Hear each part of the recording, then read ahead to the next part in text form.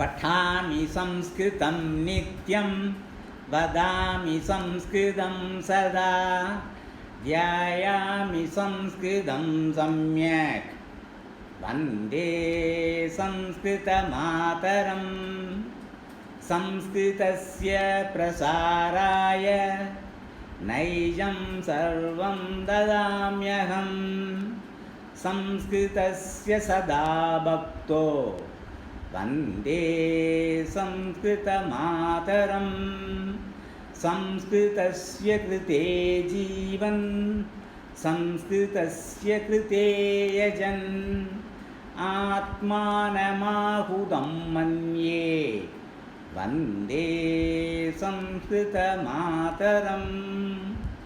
वन्दे संस्कृतमातरं। नमस्ते। अद्य मे 15 दिनाङ्कः विश्वकुटुम्बदिनम् इति युनैटेड् नेशन्स् संस्था अस्य घोषणा। अद्य वर्ल्ड फैमिली डे विश्वकुटुम्बदिनम्। अतः कुटुम्बस्य प्राधान्यं मनसि कृत्य अत्र घोषणं कृतम् अस्ति। वयमपि अस्मिन् दिने एकं सङ्कल्पं स्वीकुर्मः। मम कुटुम्बे मम गृहे अद्य आरभ्य किञ्चित् संस्कृतवातावरणं भवतु। वयं संस्कृतेन कानिचन वाक्यानि वदामः। मम कुटुम्बजनेभ्यः अहं यावत् संस्कृतं जानामि तावत् पाठयामि, लघु लघु वाक्यानि पाठयामि इति वयम् एकं सङ्कल्पं स्वीकुर्मः। तेन कारणेन एव अस्माकं घोषणम् आसीत् सर्वदा अस्माकं कुटुम्बे संस्कृतं भवतु। मे 31 दिनाङ्के वयं सर्वे निश्चयेन संस्कृतेन व्यवहरामः कुटुम्बेषु इति घोषणं कृतम्। अद्य विश्वकुटुम्बदिनम् इति कारणात् ह्यः रात्रौ अहम् एक PDF प्रेषितवान् गृहे गृहे संस्कृतम् इति। अत्र साहाय्यं मिलति। अत्र पीतवर्णे यत् अस्ति लिङ्क् तद् नोदयामः चेत् अस्मान् नयति। लघु लघु बिन्दून् वीडियो क्लिप्स् सर्वम् अस्माकमेव। अतः तान् दृष्ट्वा अपि कानिचन वाक्यानि वयं वक्तुं शक्नुमः। अनन्तरम् अत्र प्राक् सोपानवर्गेषु गणशिक्षिकाः इव सहायं कुर्वन्ति, गणशिक्षकाः अपि सहायं कुर्वन्ति। अनन्तरं भवन्तः अपि सर्वे वाक्यानि वदन्ति।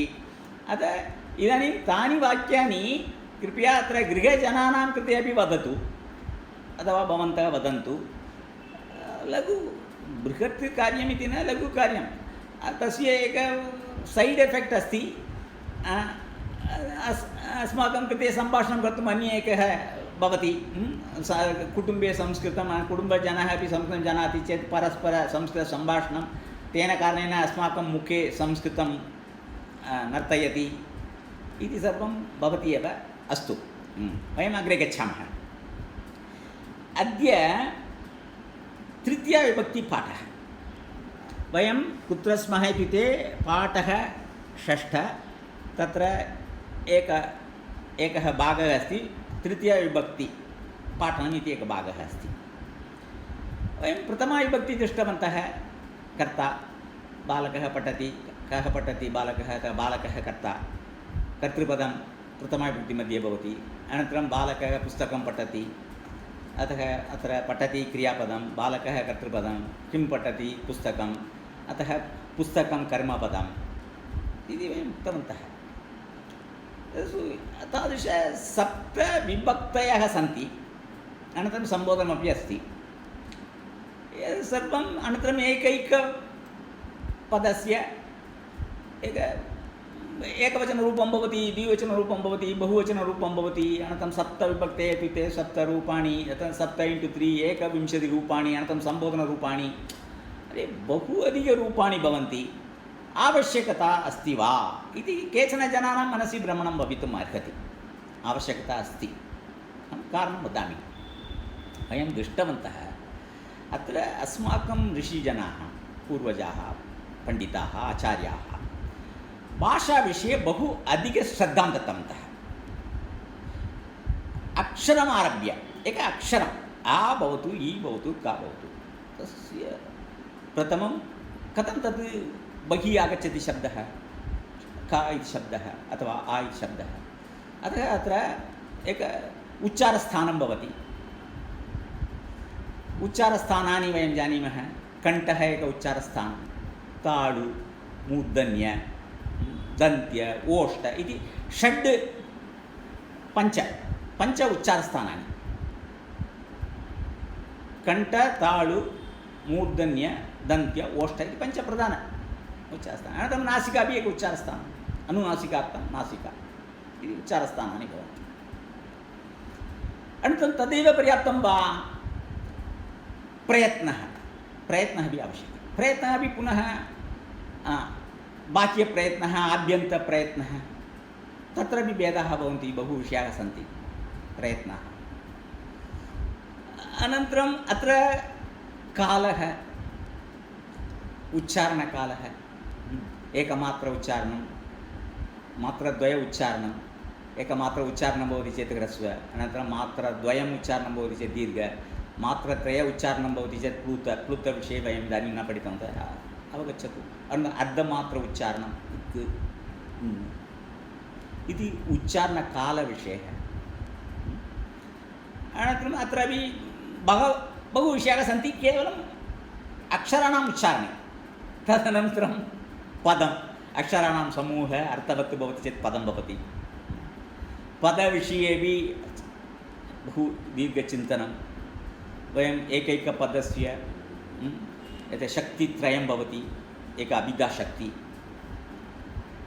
अनन्तरम् एक शक्ति अस्ति व्यञ्जनाशक्ति, लक्षण अभिधाशक्ति, अनन्तरं तत्र यत् कोशे भवति तदेव भवति अर्थः।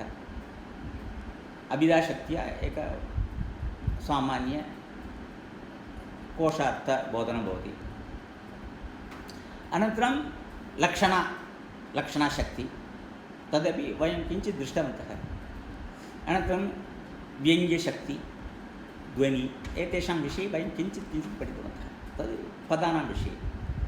तदनन्तरं वाक्यविषये भर्तृहरि स्फोटविषये उक्तवान्। यदा पदानां सङ्ग्रहणं भवति पुनः अन्य एका शक्तिः आगच्छति।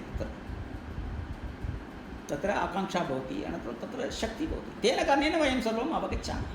तत्र एक भर्तृहरि वाचस्पतीयं तत्र बहु लिखितवान् अस्ति। अस्तु, वाक्यविषये इदानीं पुनः अत्र वयम् आगच्छामः चेत् पदानां समूहः, अर्थवत् समूहवाक्यम्। अर्थवत् कथं भवति? केवलं पदानां सङ्ग्रहणं भवति चेत् तद् वाक्यं भवति वा, अर्थवत् भवति वा? न भवति। एकः प्रधान एकः विषयः अत्र क्रियापदं नास्ति चेत् किमपि न भवति। क्रियायाः सूचना एव वाक्येषु सर्वदा क्रियासूचना भवति। साक्षात् भवति अथवा अध्याहृतं भवति, किन्तु क्रियाविषये अत्र निश्चयेन सूचना भवति वाक्येषु। अतः क्रियापदम्। अनन्तरम् अन्यपदानि सन्ति। तानि पदानि क्रियापदेन सह किमपि एकः सम्बन्धः आवश्यकः इति अस्माकम् आचार्याः, अनन्तरं पाणिनि उक्तवान्।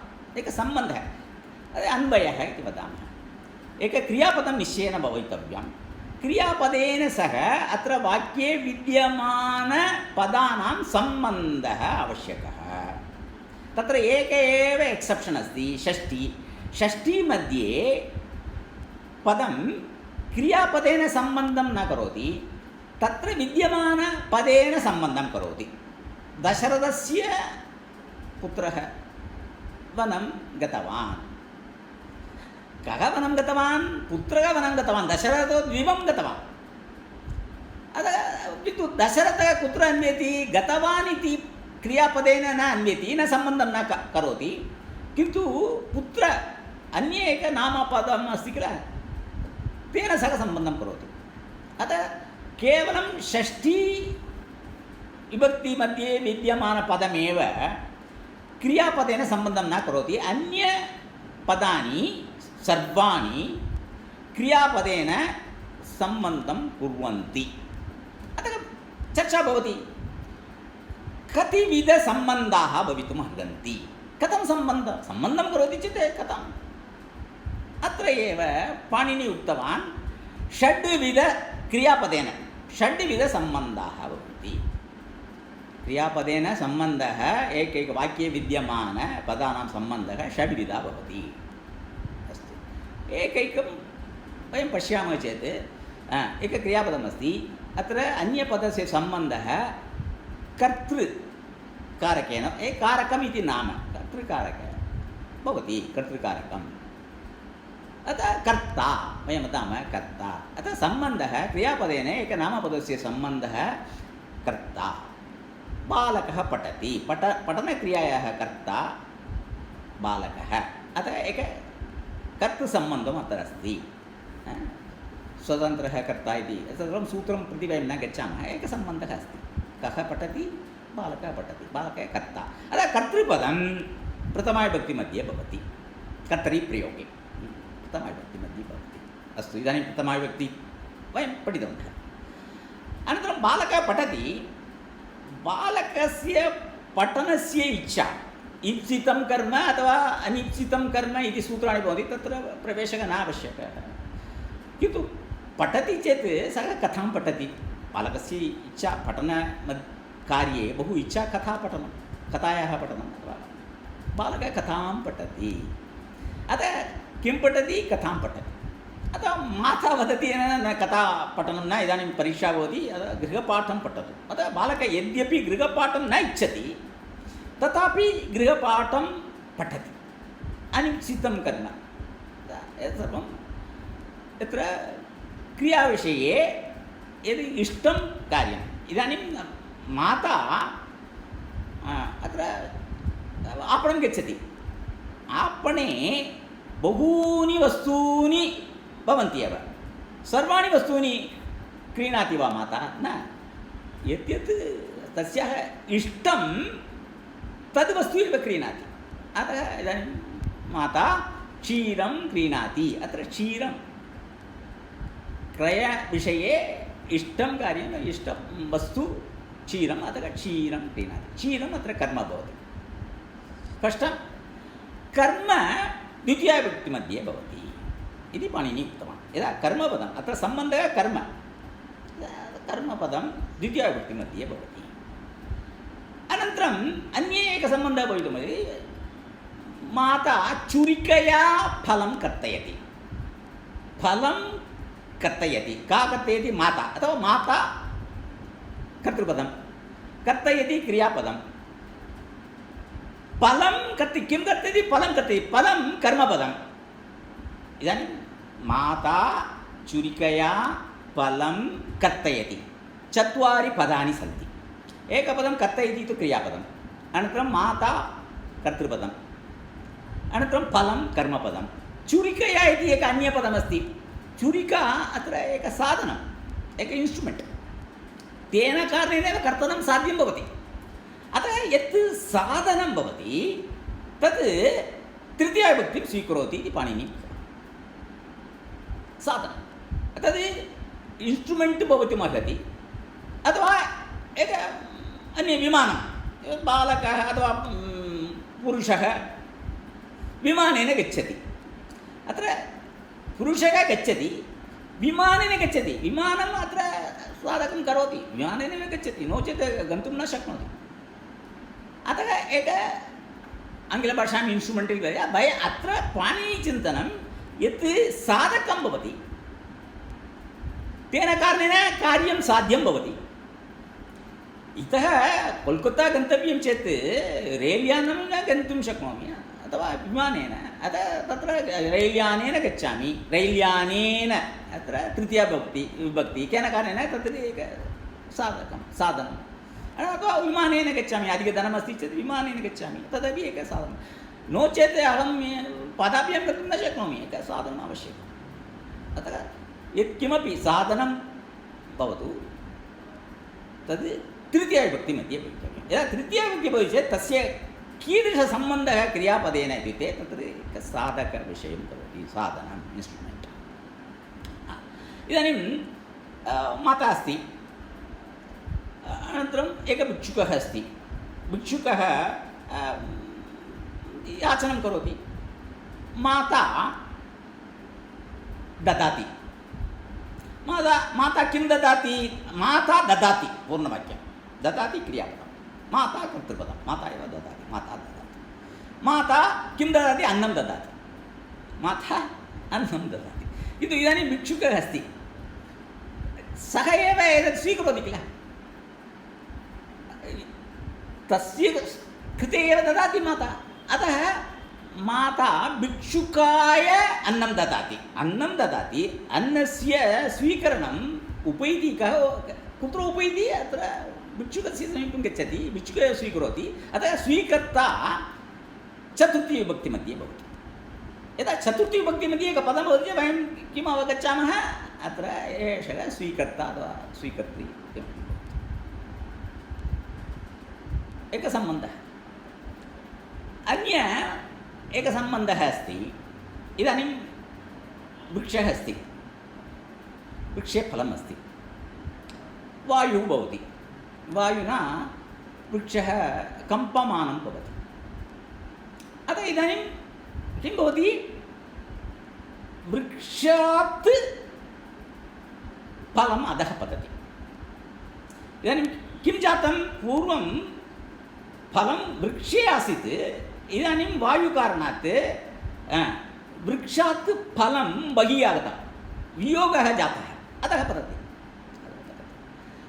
यत्र ईदृशवियोगः भवति तत्र पञ्चमी किन्तु एकः विषयः अस्ति अत्र वृक्षः अपि अस्ति वृक्षः फलं पतति पदत्रयं पतति तु क्रियापदं वृक्षः अस्ति फलम् अस्ति द्वयोः वियोगः जातः इदानीं कुत्र पञ्चमी योजयामः फलमध्ये योजयामः वा अथवा वृक्षमध्ये योजयामः वा इति प्रश्नः भवति तदा पाणिनिः उक्तवान् यत् दृढं तिष्ठति ध्रुव अपाने पञ्चमी अतः यत् ध्रुवं तिष्ठति वृक्षः अतः न पतति तद् फलमेव पतति अतः वृक्षः तिष्ठति अतः अत्र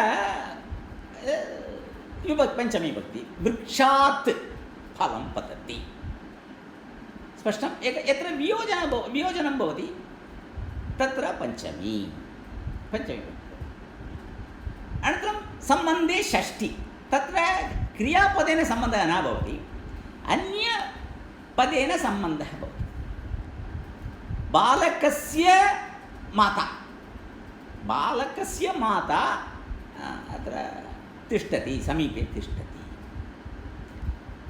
का तिष्ठति माता तिष्ठति बालकः तु इदानीं वर्गे उपविशति का तिष्ठति माता तिष्ठति तस्याः विवरणं बालकस्य माता अथवा श्रीनिवासस्य माता श्रीनिवासः तिष्ठति वा न श्रीनिवासः कदाचित् अत्र एव न भवति कार्यालये कार्यं करोति श्रीनिवासस्य माता एव आगच्छति किन्तु श्रीनिवासः इदानीं कार्यालये कार्यं करोति कोरोना नास्ति इति चिन्तयतु तदा श्रीनिवासः अनन्तरम् आगच्छति तत्र सम्बन्धः अस्ति वा किमपि सम्बन्धः नास्ति किन्तु मातृपदेन एव सम्बन्धः भवति अतः किन्तु श्रीनिवासः अपि अत्र वाक्ये अस्ति कुत्र सम्बन्धः मातृपदेन सम्बन्धः भवति अतः सम्बन्धः षष्ठी अनन्तरम् अन्यरीत्या अपि एकः सम्बन्धः भवितुमर्हति इति पाणिनिः उक्तवान् तद् अधिकरणम् इदानीं वृक्षः अस्ति वृक्षे फलमस्ति फलं कुत्र अस्ति वृक्षे अस्ति आधारः सप्तमी गृहमस्ति गृहे कार्तिकेयः अस्ति कार्तिकेयस्य आधारः इदानीं गृहं कोरोना कारणात् बहिः गन्तुं न शक्नोमि कार्तिकेयः कुत्र अस्ति? कार्तिकेयः गृहे अस्ति. गृहे सप्तमी इत्युक्ते आधारः. इदानीं मम आधारः गृहः. वाहनं कुत्र तिष्ठति? वाहनं मार्गे तिष्ठति. वाहनं तिष्ठति. वाहनं कर्तृपदं, तिष्ठति क्रियापदं, मार्गे तिष्ठति. आधारः मार्गे एव. अतः मार्गे आधारः सप्तमी भक्तिं स्वीकरोति. पुनः आधारः द्विविधः भवति. एकः देश आधारः गृहे अथवा मन्दिरे. पिता इदानीं कुत्र अस्ति? पिता इदानीं मन्दिरे अस्ति, पूजां करोति. मन्दिरे पूजां करोति. मन्दिरे सप्तमी. अनेक बालकः षड्वादने उत्तिष्ठति. तत्रापि सप्तमी. कारणं काल अपि अधिकरणं द्विविधः भवति. एकं देशाधिकरणम्, अनन्तरं काल अधिकरणं. षड्वादने उत्तिष्ठति. सप्तवादने मन्दिरे विशेषपूजा भवति. मन्दिरे पूजा भवति. कदा भवति? सायङ्काले. तद् पुनः काल एव, कालाधिकरणं. सायङ्काले इतोपि स्पष्टता. सायङ्काले सप्तवादने सर्वं सप्तमी मध्ये भवति. अतः काल आधारः भवतु अथवा देश आधारः भवतु, तत्सर्वं सप्तमी मध्ये भवति. अतः एकवाक्ये तस्य विभक्तिं दृष्ट्वा वयम् अवगन्तुं शक्नुमः तद् किं कार्यं करोति, वाक्ये तस्य कार्यं किम् इति वयम् अवगन्तुं शक्नुमः. तदा स्पष्टता भवति, पूर्णतया स्पष्टता भवति. तन्निमित्तमेव ईदृशविभक्तयः सन्ति. एतत् सर्वम् अत्र प्रथम आरम्भस्तरीयानां कृते वयं न बोधयामः. न भवति एव. एतत् कदाचित् कष्टं भवति एतत् सर्वम्. अतः किन्तु यदा प्रवचनं भवति तदा प्रवचनकारः श्लोकमपि वदति, संस्कृतश्लोकं. ये श्रोतारः संस्कृतश्लोकं न जानन्ति तथापि वदति, शृणोतु, कदाचित् लाभाय भवति. अतः अत्रापि अन्य एकः विषयः मम चिन्तनं, एतत् सर्वं कष्टमिति न चिन्तनं न आवश्यकं. कारणम् इदानीं मम कार्यानमस्ति. कार्याने क्लच् अस्ति, ब्रेक् अस्ति, एक्सलरेटर् अस्ति, स्टीरिङ्ग् अस्ति, भिन्नभिन्नविषयाः सन्ति. एकैकं कथम् अत्र निर्मितम् अहं न जानामि. एकः आटोमोबैल् इञ्जिनियर् जानाति. किन्तु अहं यावत् मया ज्ञातव्यं, एक्सलरेटर् किं कार्यं करोति, तद् कुत्र अस्ति, अनन्तरं ब्रेक् कुत्र अस्ति, निश्चयेन तस्य ज्ञानं प्रथमं भवितव्यम्. अनन्तरं गियर् कुत्र अस्ति, कथं तस्य प्रयोगः, कतिविध पोसिशन्स् भवति, एतत् सर्वम् आवश्यकं. तन्निमित्तं बृहत् आटोमोबैल् ज्ञानं न अपेक्षितम्. अतः एकवाक्ये पदानि सन्ति, पदानि कथम् अत्र सम्बन्धं करोति, तस्य एकं टेक्निकल् नाम अस्ति कारकम्. एतत् कारकादिकविषयाः सन्ति, तत्र वयं न गच्छामः. किन्तु ईदृशस्थूलतया ज्ञानं भवति चेत् संस्कृतस्य उपरि अस्माकम् किं भवति, आदरः भवति, अनन्तरम् इच्छा भवति, इतोपि अधिकं मया ज्ञातव्यम् इति आसक्तिः भवति. अतः अहम् एतत् सर्वम् उक्तवान्. अस्तु, इदानीं तृतीयाविभक्तिमध्ये वयं प्रवेशं कुर्मः. तृतीयाविभक्ति वयं शिबिरेषु अपि वयं पठितवन्तः. इन्स्ट्रुमेण्ट् अत्र स्यूतः अस्ति. स्यूतेन अहं फलानि आनयामि. 12 आम्रफलानि क्रीणामि चेत् अहं कथम् आनयामि? अतः पतति किल. अतः स्यूते स्थापयामि. स्यूतेन अहं फलानि आनयामि. अहम् आनयामि, अहं कर्ता. आनयामि क्रियापदं. कानि आनयामि? फलानि कर्मपदम्. अनन्तरं केन अहम् आनयामि? स्यूतेन. प्रश्नवाक्यं केन? स्यूतेन. अतः स्यूतः एकं साधनं भवति. अतः तृतीयाविभक्ति. अतः स्यूतेन अहं फलानि आनयामि. अनन्तरं दण्डः अस्ति. ज्येष्ठः किं करोति? दण्डेन गच्छति अथवा दण्डेन सूचयति. अध्यापकः कृष्णफलके किमपि लिखति, अनन्तरं दण्डेन अध्यापकः सूचयति. अध्यापकः सूचयति. कथं सूचयति? दण्डेन सूचयति. दण्डेन न ताडयति। पूर्वतनकाले अध्यापकः ताडयति स्म, इदानीं न। दण्डः दण्डेन, घटः घटेन। घटः अस्ति, जलं कूपे जलमस्ति, जलम् आनेतव्यं, कथम् आनयामः? एकः घटस्य आवश्यकता अस्ति, घटेन जलम् आनयामः। अतः घटः, घटः प्रथमाविभक्तिमध्ये अस्ति, घटः बृहत् अस्ति, अहं घटेन जलम् अहं न आनयामि, मम पत्नी घटेन जलम् आनयति। अथवा सेवकः घटेन जलम् आनयति, घटः घटेन। सुधाखण्डः सुधाखण्डेन, अध्यापकः लिखति, अध्यापकः कथं लिखति? सुधाखण्डेन लिखति, एकं साधनं, सुधाखण्डेन लिखति। अतः पुल्लिङ्गे, अकारान्तपुल्लिङ्गे किं भवति इत्युक्ते सुधाखण्डः सुधाखण्डेन। प्रातःकाले दन्तकूर्चेन वयं दन्तधावनं कुर्मः, दन्तकूर्चः दन्तकूर्चेन। अतः रूपम् एकवचने तृतीयाविभक्तिमध्ये अकारान्तपुल्लिङ्गपदानां रूपम् ईदृशं भवति। रामः रामेण, कृष्णः कृष्णेन, स्यूतः स्यूतेन, दन्तकूर्चः दन्तकूर्चेन, सुधाखण्डः सुधाखण्डेन, शिलाखण्डः शिलाखण्डेन इति स्यूतः उक्तवान्। सर्वम् अन्य तालः तालेन, तालेन कीलयामि, द्वारमस्ति, द्वारम् अहं तालेन कीलयामि, तालः इति रूपाणि भवन्ति। तालः तालेन, अनन्तरं दण्डः दण्डेन, स्यूतः स्यूतेन, कण्डोलः कण्डोलः कण्डोलेन इति पुल्लिङ्गरूपाणि भवन्ति।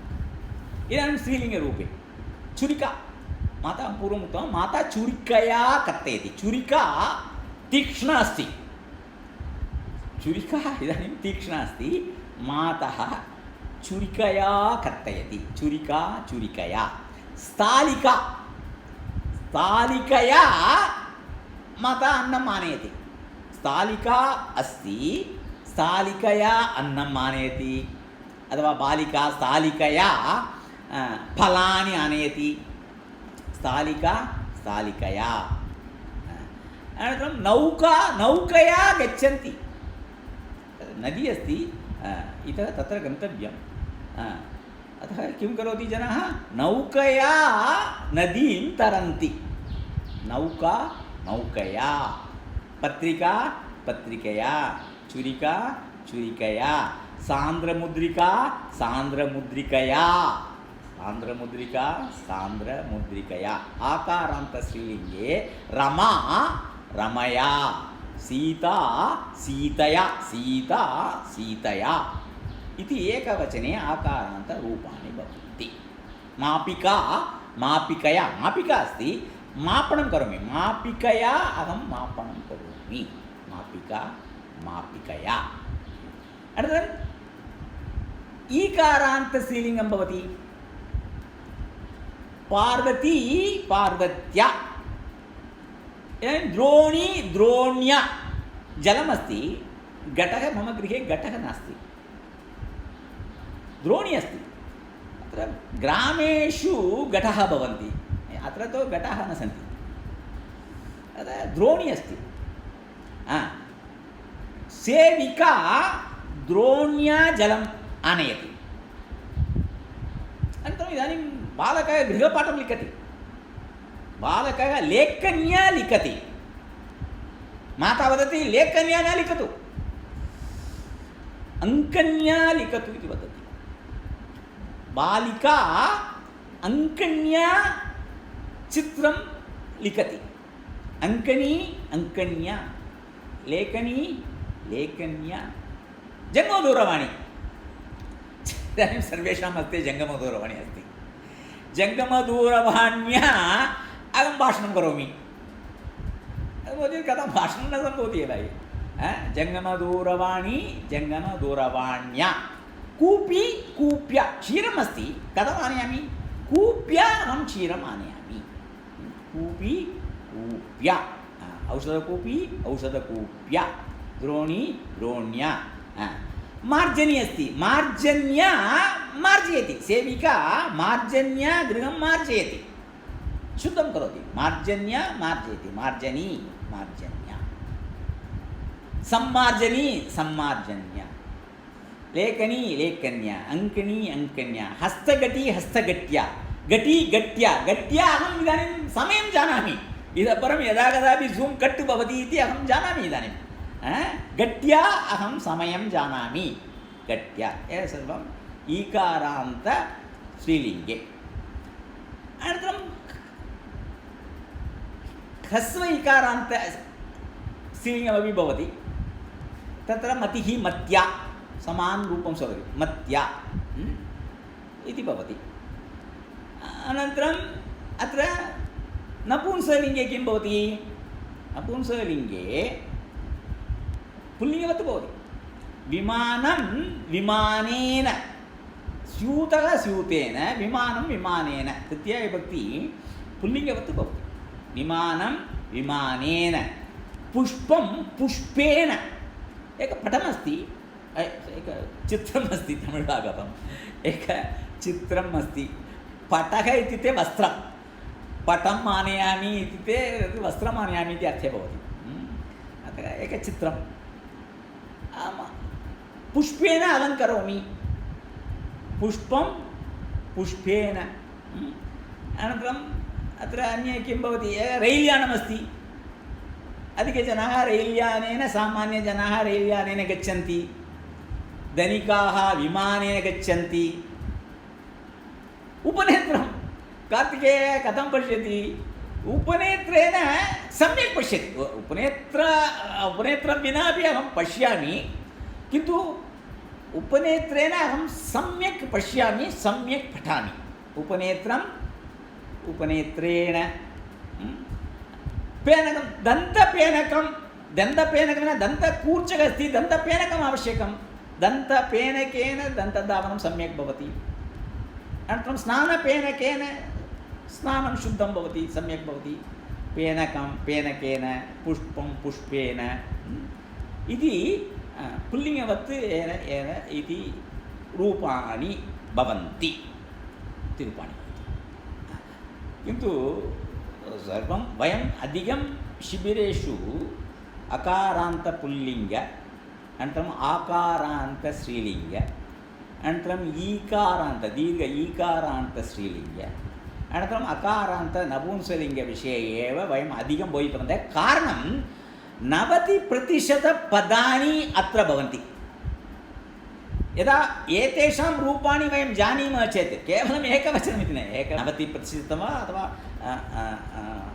85% वा अस्माकं ज्ञानं भवति इदानीं पुल्लिङ्गे यदा कदापि कट् भवति अतः अहं पूर्वमेव सूचना आगता कट् भवति चेत् पुनः 5 निमिषानन्तरं वयम् अत्र गच्छामः इदानीं गुरुः कविः अस्ति इकारान्तपुल्लिङ्गपदं वयम् अकारान्तपुल्लिङ्गपदं दृष्टवन्तः स्यूतः स्यूतेन रामः रामेण शिलाखण्डः शिलाखण्डेन इति रूपं दत्तः अत्र कविः भवति कविना कविना रचितं काव्यं कविः कविना भवति गुरुः गुरुणा भवति गुरुणा उक्तं वाक्यं गुरुः गुरुणा सह शिष्यः भाषणं करोति इति कविः कविना भवति गुरुः गुरुणा भवति तृतीयाविभक्ति अनन्तरम् अत्र कूपी कूप्या हस्तघटी हस्तघट्या घटी घट्या तादृशं मतिः मत्या तस्मिन् अनन्तरम् धेनुः धेन्वा ईदृशरूपं स्वीकरोति न कविना इति भवति अत्र गुरुः भवति चेत् गुरुणा इति भवति गुरुणा अत्र पुल्लिङ्गे स्त्रीलिङ्गे किं भवति मतिः यकार श्रूयते मत्या नदी नद्या पुल्लिङ्गे न श्रूयते अत्र या श्रूयते स्त्रीलिङ्गे या श्रूयते मत्या नद्या